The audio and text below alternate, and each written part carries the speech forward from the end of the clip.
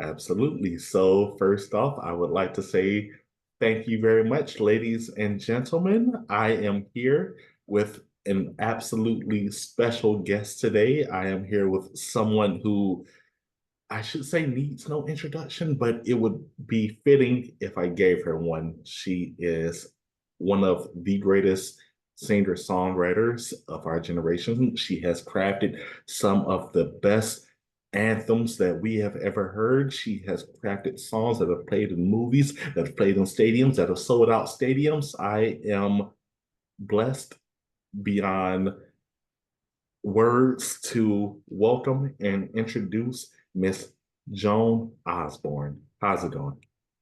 Good. How are you? I'm doing pretty good. I am doing pretty good. So we are here to talk about your upcoming performance at the Arc. But before we get to that, are you on tour right now? Got a 2 week break. We just finished a couple weeks in the Southeast and have a little break, and then we go back out again in October. So I'm home for a minute. Nice. So how has the tour been treating you? How's tour life for you? I mean, it's great. This is something I've been doing for the last 30 plus years. So it's kind of, it kind of feels like my home to me. I mean, I am really fortunate that I get to work with and travel with some really great musicians who are also really good people and also friends of mine. So it's like we're our own little tribe and we're traveling all around and going to the hotels and being on the road and stopping at the gas stations and the trying to find the good barbecue and it's a lifestyle. And it's been great this particular tour because we have a bunch of new songs to play. We put out a new record at the end of last year. And, of course, people, because I've had such a long career, people are attached to a lot of the older material. But it's been wonderful to see the response to this new stuff as well. And I feel like as a songwriter, I just get better and better. So for me, it's really gratifying to be playing this new stuff and have people say, "Oh, wow, this is now my favorite one of your records," and that's been really amazing. I have to admit, I was hooked from the moment I heard I should have danced more. I was like, oh my, this is new age. This is like next level. And I was curious. One of the first questions I wrote was, what was the premise behind the album of Nobody Owns You? Mhm. Yeah, well, it the songs came out of a really tumultuous time for me personally. Um, and a lot of the songs reflect that. For example, my mom is suffering from dementia, and I mean, she's doing good, but it, she just sort of is disappearing a little bit more each day and forgetting a little bit more each day, and that's very difficult to watch. Also, I ended a 15-year romantic relationship, so there's a lot of kind of soul searching that goes along with that. My daughter has gone to college now, and that's a big change in my life as a mom, for her not to be living in the house anymore. And also, as teenagers will, she kind of rejects everything about me in order to be able to make her own identity. So that's, I understand, but that's also very hard to do. So it's just been a lot. And I kind of had this choice of, all right, do I try to use that material and that stuff that's going on in my life in my work, or should I try to create like a little fantasy world where I can escape to that isn't that? And I think either one would have been a legitimate choice. But for me, uh, I felt like, because I think so many of the things that I've been going through are things that my audience is also going through, I felt like it would be a really rich kind of way to approach it, is to just dig deeper into that personal stuff and use that for the songs. That was actually my follow-up question was like when you're creating a project, and one of the things that I did appreciate was just the emotional rawness of it all, was that everything came, it felt like your writing came from a guttural place where it came from deep within. So I was curious, was that something that was difficult to tap into when you're writing? Is it like I want to tap into this place? How do I get my mind into that state to where I can tap into this? Yeah. Well, I think it's two different things. I started this practice of writing the minute that I wake up in the morning, and would sometimes have like some books of poetry next to the bed. So if I couldn't think of anything, I would start reading some poetry, and that was kind of priming the pump and getting my brain to think in that way. And then almost immediately something would occur to me to write down, or I would try to write down a dream or something. So I was trying to get that moment sort of between sleeping and waking, when your conscious mind hasn't completely taken over. And I thought that that would be a very rich place to go to, and it turns out that it was. And I also think, just being the age that I am now, I'm I care less and less about what other people think about me. So I think that makes it easier to go to these very exposed places and to risk feeling like somebody's ridicule you or judge you or whatever. You know, I won't say that I don't care anything about that, but I care less and less about that as I get older. And so that is very freeing, to be an artist, to just be able to use anything and not worry about what other people are going to say or think about you. Absolutely. And you said that you read poetry. Do you write poetry as well? I do. A lot of what I write becomes song lyrics, but some of it isn't really appropriate for that, and some of it is just poems. I may at some point try to publish a volume of poetry, but I'm not really at that place yet. All right. How long have you been like writing poetry? Is it just, oh, this song, it's good, but it'll probably feel better if I just did spoken word here or there? I mean, I've been writing since I was in high school, but more like writing journals and diaries and impressions about what's, going on in my life, and trying to describe things that are happening. And a lot of times that will end up going into a poetic place, with the language that I choose to use. But I think more and more, I'm just writing straight up poetry, and sometimes it seems like it's going to end up in a song, and sometimes it doesn't. So it's just I'm just letting it come out and trying not to judge it as it's happening. So you said that you wake up and you write first thing in the morning. I know as somebody who, when I wake up and I have this great idea, I have a limit of about 15 to 30 minutes before it actually disappears. How long Yeah. does it take you to like complete a song when with that idea is like there? You mean how long can I write in the morning? But Yeah, yeah. I mean, I've had it happen where, if I didn't have to get up and go to the next town for a gig or something, and I can just lay in bed for a while. I mean, I've laid in bed and started writing, and then I look at the clock and it's 2 hours later, and I didn't even realize it, because as any creative person will tell you, when you get into that flow and it just is a pleasure to write or whatever it is that you're doing creatively, paint or sculpt or whatever, you do sort of lose track of time. And that's part of, that's one of the more pleasurable things about being an artist.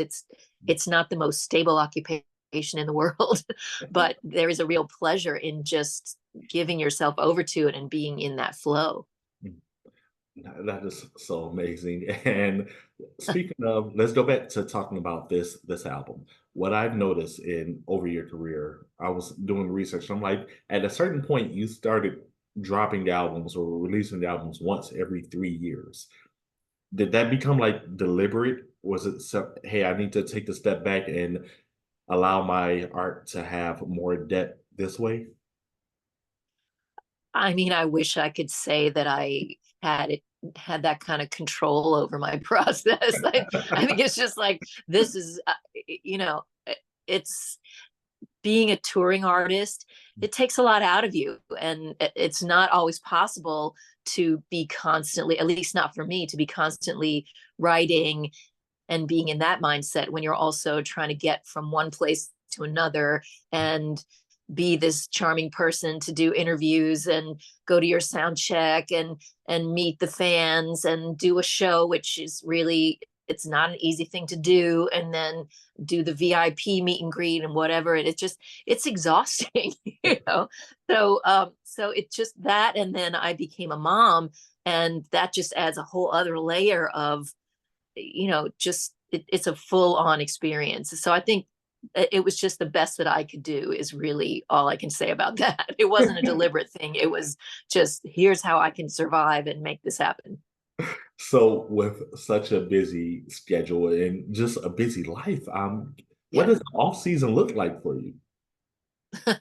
There's no off season. What do you mean? Okay, the I closest mean, thing to off season. sometimes I can take a weekend or, a few days or something, but um, yeah, that's the other thing about being an artist, is that it's not a job that you go to the office and you work from 9 to 5 and then you come home and you don't think about your job anymore. It's, you're thinking about it all the time. And if you're not thinking about it all the time, you're feeling bad that you're not thinking about it all the time. And you're feeling like, oh, I really need to get this and that together, or something, a song is, kind of half formed and you haven't really got it all together. And then you'll be in the middle of doing the dishes or something, and instantly you'll hear what it should be. And so you're running off to try to finish it there. And there's not really a lot of downtime, at least not in my experience. Oh man, I can only imagine. So, what I have to ask most artists this: what are you listening to these days? What am I listening to? I'm listening to a lot of jazz. Hmm. And I have to tell you, I had this really cool experience going to the Newport Jazz Festival this past summer. And, I've played in Newport, but at the folk festival, but I had never actually even been to the Newport Jazz Festival. And I went the whole weekend and just loved it. And there was all kinds of um, different groups, and it was, like the dinner party, and it was these old school people doing stuff that was more like a classic bebop, and then there's all these young artists, and the definition of jazz has become so broad, and it was really exciting. And so I've been listening to a lot of jazz. I love modern jazz quartet, and I love Charlie Parker, and I love Billie Holiday, and that kind of classic stuff. But I've also been listening to like Esperanza Spalding, and just trying to educate myself a little bit about what this more modern jazz scene is all about. And I was really um, I've been helped along by a budding friendship with Christian McBride, the bass player, who's we're thinking about doing something together. So he's having me check out this or that, and it's been cool. It's nice to learn something new about music at this point in my life. Do you ever try to like incorporate, hey, we can put this here in the middle of this song to try to remix it a little bit? Or is it just Oh, would you well, do that down the when we're line? arranging, I mean, when we're arranging things to do them live, they Mhm. always sound different than the record, and that's on purpose. I mean, I think just for me as a philosophical thing, I don't I don't think you want to try to just copy yourself of what you did on a record. And I don't think that's interesting for the audience. And it's certainly not interesting for the performers. So there's always something different that we're trying to do with it. And a lot of times I'll take inspiration from something that I'm listening to or something that I heard or going to see somebody live and say, wow, they used this idea and maybe I could do something similar with this. And, it keeps it interesting for me and for the musicians, so that we're not just up there doing the same thing in the same Mhm. way every night, because then you get stale and then it's not fun. Yeah, and I was about to say, you're such a touring artist that you have to find these different ways to not make things monotonous for yourself as well. Yeah. Is that a bit of a challenge? Well, I mean, the nature of live performance is that it's going to be different night after night, just because you're in front of a different audience, you are in a different town, you're in a different theater, and you are in a different mood than you were the day before. So there's all those factors that go into making it different. Like maybe on one night I'll sing a particular lyric of a song, and I'll be thinking about something that happened when I was writing the song, and then maybe the next night something will have happened in my personal life, and suddenly that lyric takes on a whole new meaning, and it will sort of I'll be sort of shocked of like, oh, it actually could be talking about this thing that just happened to me. So you I think you have to be open to that reality when you're a performer, to let kind of let it breathe, let this thing be alive. And so there's that part of it, and then there's more just the, I guess, arranging part of it, where you're saying, hey, well, let's try and extend this bridge here, or let's try to move the key of the song here, or let's try to maybe reconfigure these chords or whatever, just to play around with it and have some fun with it. And speaking of having fun, I want to go back to the album. Is there a song where you had like the most fun making or the most fun writing? Gosh, that's a good question. Well, I mean, there's a lot, despite this being a record that I wrote at a time that was very turbulent for me, I think there's a lot of joy in it as well. And that's what I was trying to get to.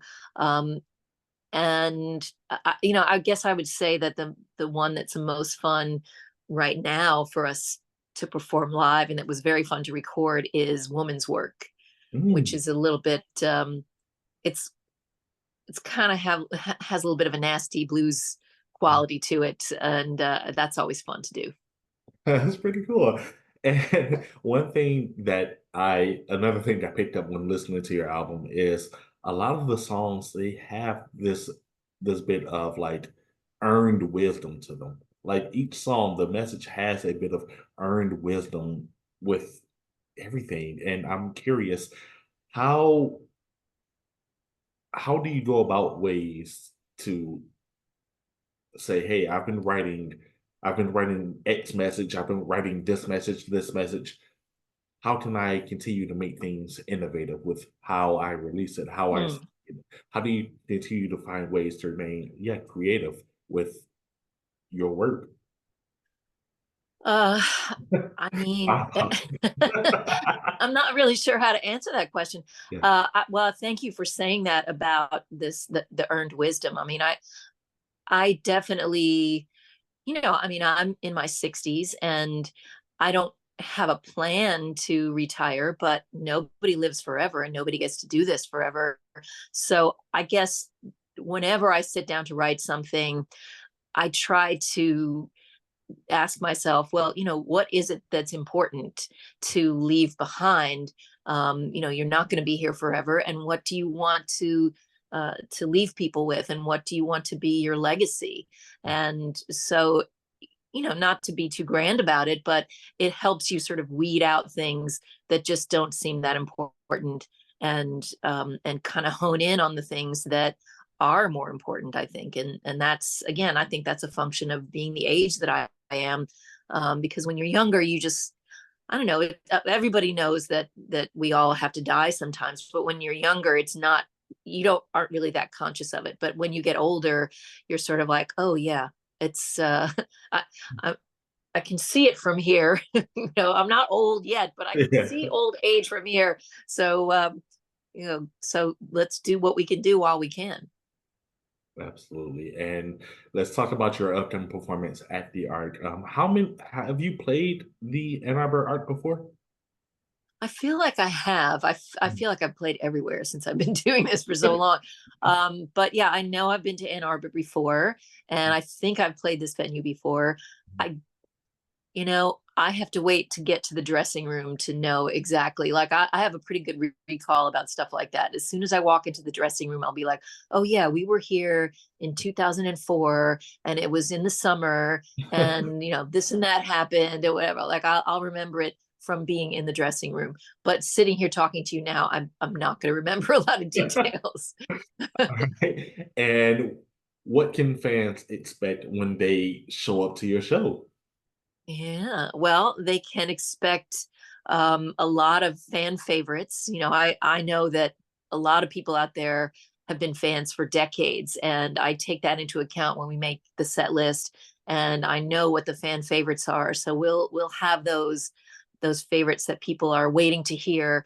And we'll also do a lot of the stuff from the brand new record because, as I said, we've been getting such positive feedback from people in the audiences about this brand new material.